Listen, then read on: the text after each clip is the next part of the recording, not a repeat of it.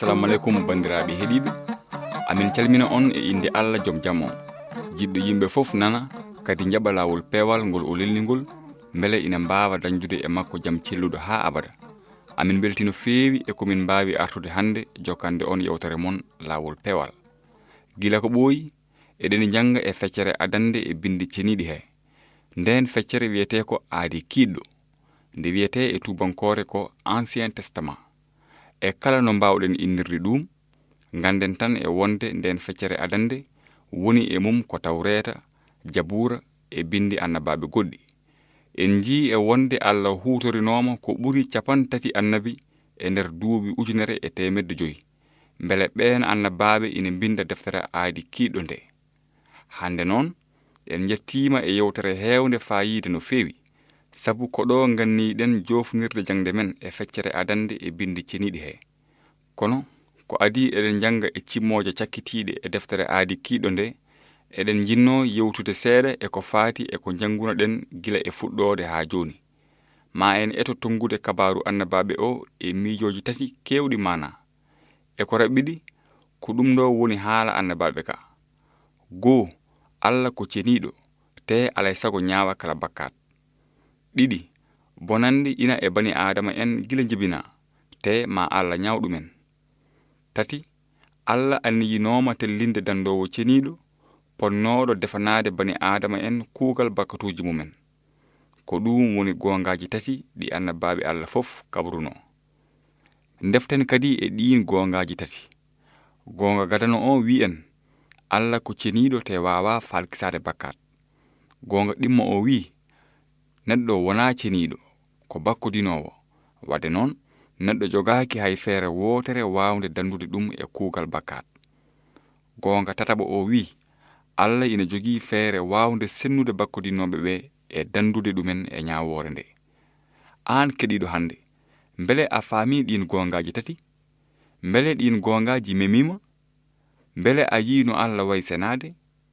Beele a yino bakkat ma o way mawnude e yeeso poɗɗo ñawde mo o? Beele aɗa andi Allah ina jogii feere wawde sennudema e bakkatuji ma? E gonga Allah ko ceniɗo kono neɗɗo senaki.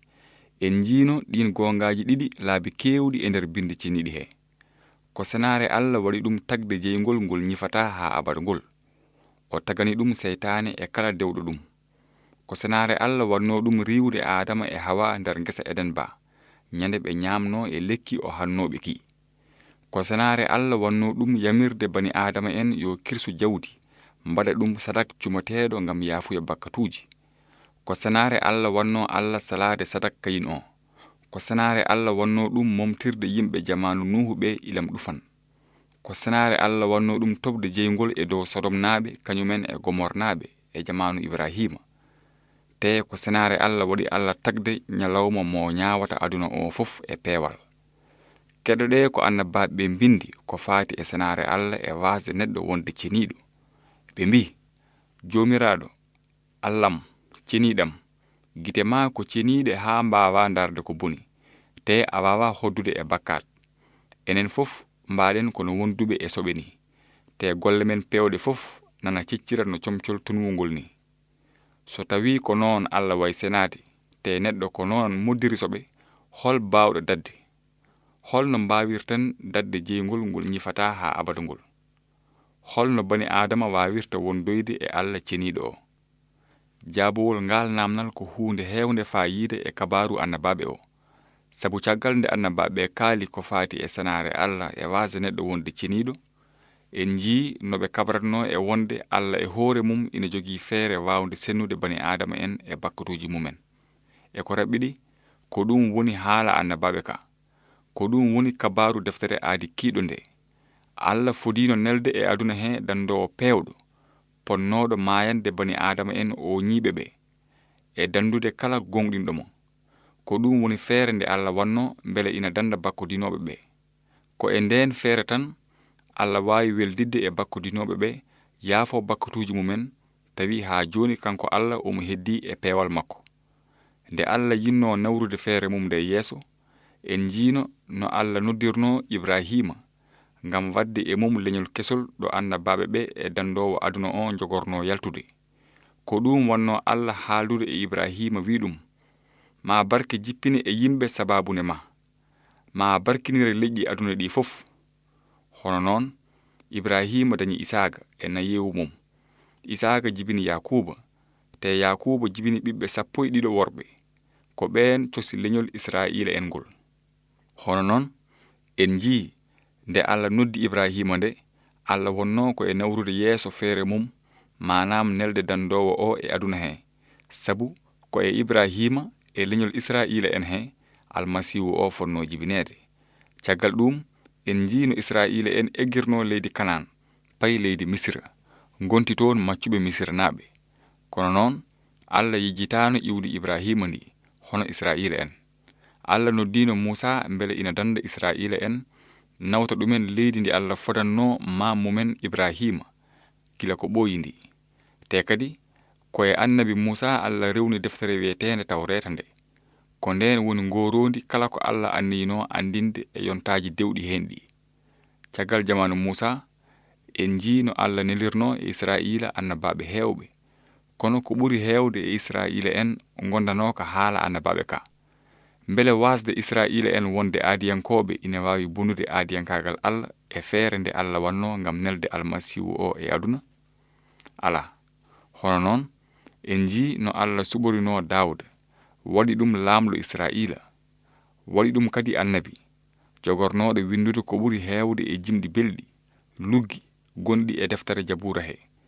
Annabi Dawuda windino e Jabura geɗe kewɗe paatuɗe e almasihu o, eno bani Adama en jogorirno leptude ɗum, njula juuɗe mum e koyɗe mum. Kono kadi Dawuda longinino e Jabura wi: caggal nde almasihu o rufi ƴiƴam mum no sadak momtowo bakkatuji ni, ma o fool mayde, o wurta, o yalta yanane makko. E ko janguɗen e bindi ceniɗi he ko, en jiino kadi wona Musa tan e Dawuda mbinduno ko faati e almasihu o, kono ko annabaɓe fof kabri garal makko.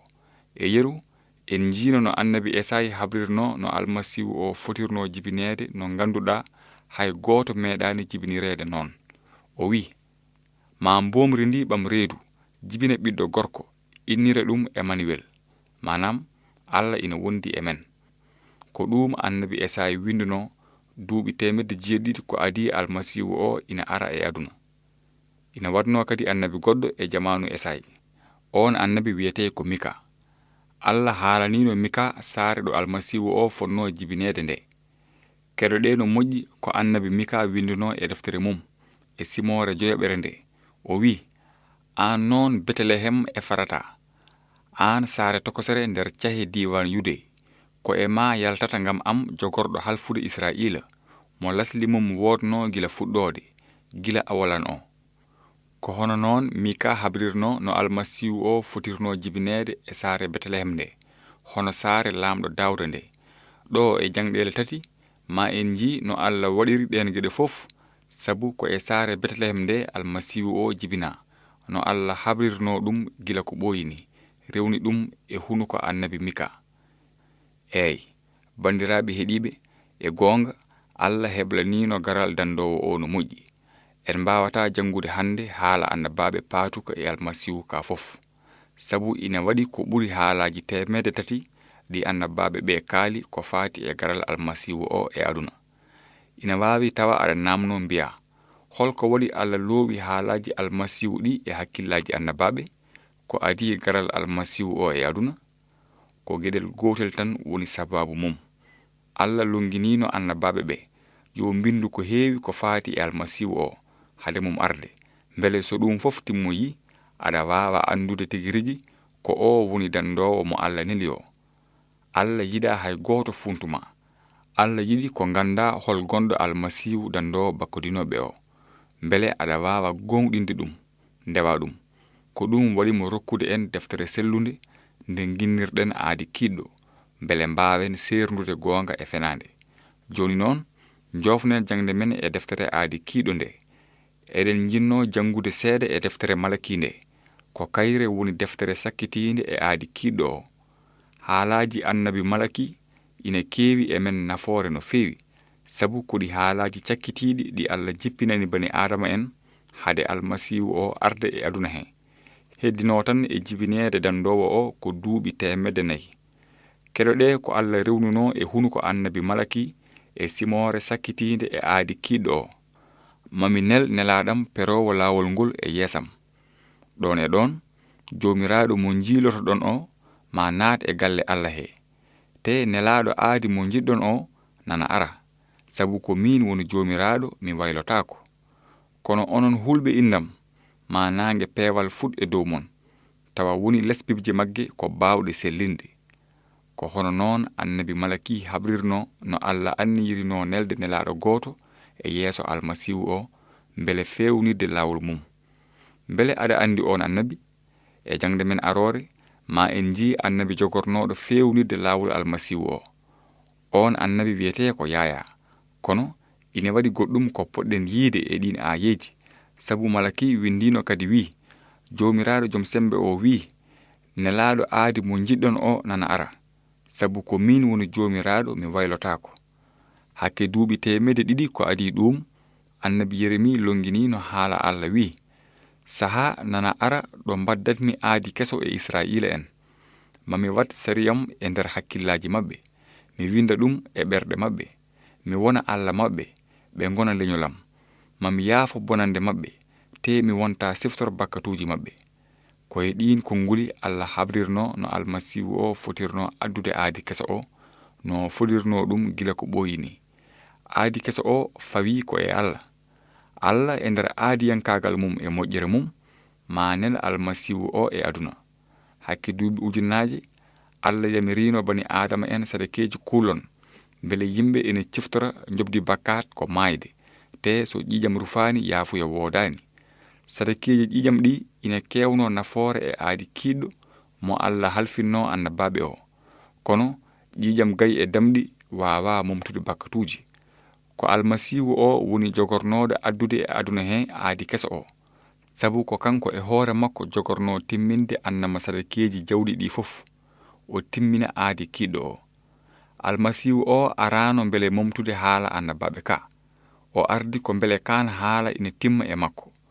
ko ɗum waɗi annabi Malaki innirdemo naange peewal. holno almasihu o jogorno waade no naange ni? annabaɓe mbayi kono lewru ni walla no foyre ni, kono ko almasihu o woni naange fuɗowe, sabu o ardi ko riwde niɓɓere bakkatuji men, o watta en e laawol peewal ha abada. holko mbaddata e lewru walla foyre so tawi naange fuɗi? ko almasihu o woni naange peewal.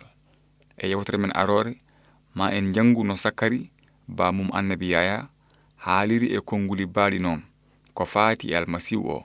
o wi, Allah men ko kewɗo yurmede, ko sababunde mayre naange fuɗowe jipporto e men, mbele yaynaade wonɓe e niɓɓere e mbeelu mayde ɓe, mbele omo rewna pele men e laawol deejere. ɗum noon bandiraɓe, en jofni jangde men e deftere aadi kiiɗo nde. ko ɗum waɗi e jangde men arore, so Allah jaɓi ma en naat e deftere welde rewde hende, manam aadi keso baɗɗo linjiila o.